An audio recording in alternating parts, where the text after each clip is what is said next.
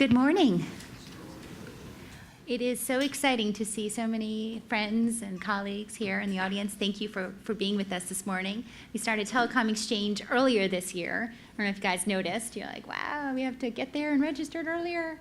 And that is so we could fit in 4 phenomenal CEO roundtables, all being recorded and will be replayed on JSA TV. Just throwing that out there. So I'm glad you could join us this morning, and thank you, viewers, for tuning in at home. And first roundtable is sort of our kickoff keynote roundtable here. We're talking about the ever-popular topic, SDN, software-defined networks. What is it?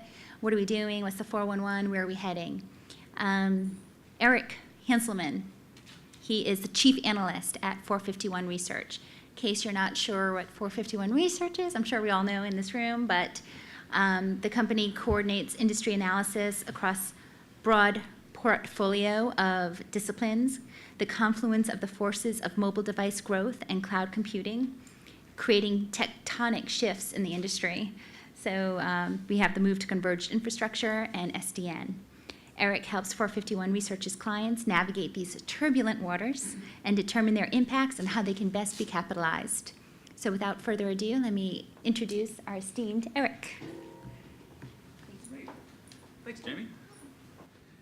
And I, in turn, would like to introduce our esteemed panel. So immediately on my left, well, if I can get all of my stuff right side up, it works all the better. Hunter Newby is CEO of Allied Fiber, a communications network business and real estate investor, a developer with highly successful track record of creating value. He is a published author, a public speaker, the recipient of numerous awards, including being named to the Global Telecoms Business Top 40 Under 40 in 2010. Fedor Smith is, Thank you. No. Fedor Smith is president of ATLANTIC-ACM, a market research and consulting firm based in Boston. Mr. Smith specializes in operations analysis, customer feedback research, and market sizing. He has a degree in history and economics from Hamilton College, has done graduate work in finance, marketing, and operations management at Harvard. He is also a triathlete and enjoys squash and surfing. Although I'm not sure whether or not he does them both at the same time. That would be a serious trick. Tim Kiser, the owner and founder of Colo ATL, a premier colocation facility in downtown Atlanta, Georgia, parent company to the Southeast Network Access Point, SNAP, you may know, a next-generation internet exchange supporting IPv4, IPv6, as well as OpenFlow, SDN. Tim is also quite skilled in the martial arts, so make sure to agree with him, all you other panelists. So welcome, Tim.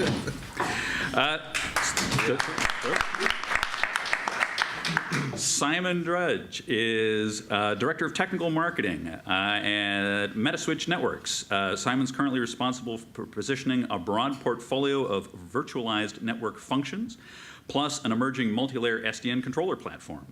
However, as the only non-CXO level here, he continues to punch above his weight, and he was threatening to head out to pick up coffee and donuts before we all wrap up. So, Simon.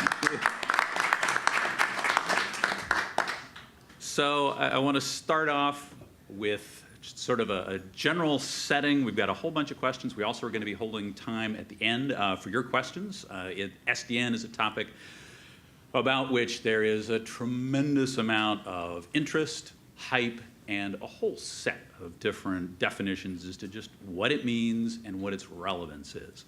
As I walked into the library this morning, there were 2 books that jumped out at me. One was Irresistible Empire. The other was Stalingrad. And I've got the feeling that those are the 2 extremes with which SDN winds up being viewed. The fact that it's inevitable, and yet on the other hand, it can be a particularly hard slog to get to. What are we going to have to do to be able to make our environments more flexible, to integrate, to manage all these capabilities that the potential exists to be able to revolutionize the way in which we integrate all of this? Well, with all those wild words, it can seem kind of daunting to head into what is a shift in the way in which we approach the flexibility with which we deliver services. But I want to borrow from Jamie's kickoff this morning, and I think it really behooves us to be courageous, not only in things in life, but when we start thinking about things like SDN as well. So with that, I've got a set of questions that I'm going to open up to our panelists here. And I want to start off with, for each of you, what do you think the key differences are between SDN and one of the other technologies that's tied into it, Network Functions Virtualization? And you can also, if you want to split hairs about whether or not it's network functions like Etsy or network function as Enterprise is doing.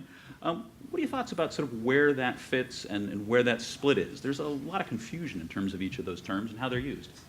So, Hunter, why don't we start off with you in the end? Sure. Thank you, Eric and Jamie and JSA and everybody for being here. It's great to be back in New York. It's great to wake up in a bed and actually know where I am.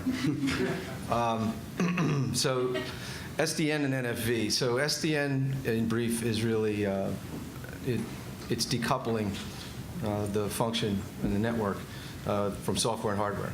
So it's separating intelligence at the control plane away from the hardware, chassis, cards, ports, and essentially commoditizing the physical and having a control plane, server, open source, be able to run all the gear so that it's not proprietary and siloed and, specific to vendors, which then opens up the opportunity to move towards NFV, which is really, think of it as application development.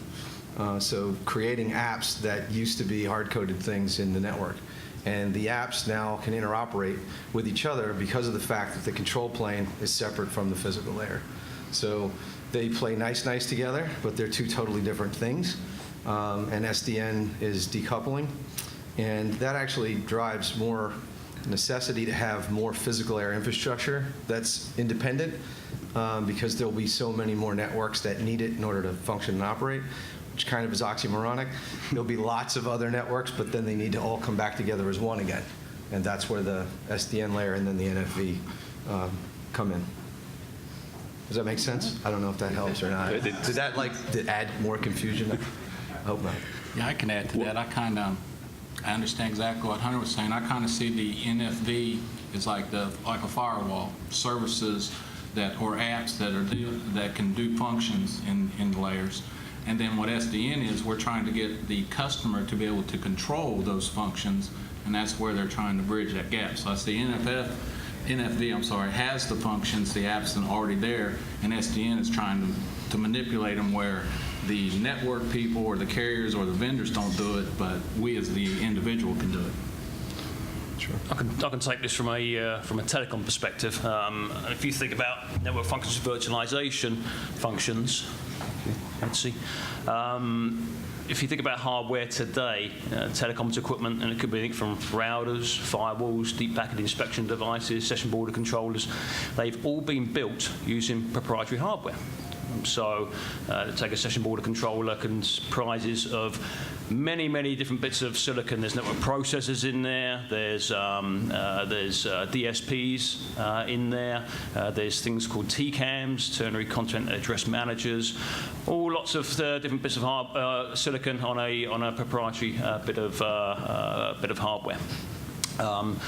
What Network Functions Virtualization aims to do is put the function, i.e. the session border controller in this case, onto an open platform, a x86 standard off-the-shelf server platform. So it really forces the vendors, much like Metaswitch, and much like Metaswitch has done, to get away from proprietary hardware towards delivering just a pure bit of software that can run on any server platform, and then take it one step further and actually run that software in a virtual machine, obviously in a cloud data center.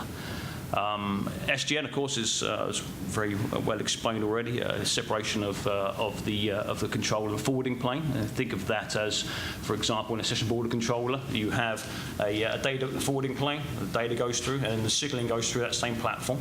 Again, session border controller example. In SDN, we might rip out the forwarding plane and the control plane, and SDN does something very similar. It says, let's take the network intelligence and let's put it in a central location, separate from the forwarding planes themselves. And then let's open it up. Let's open up APIs so we can actually program the network.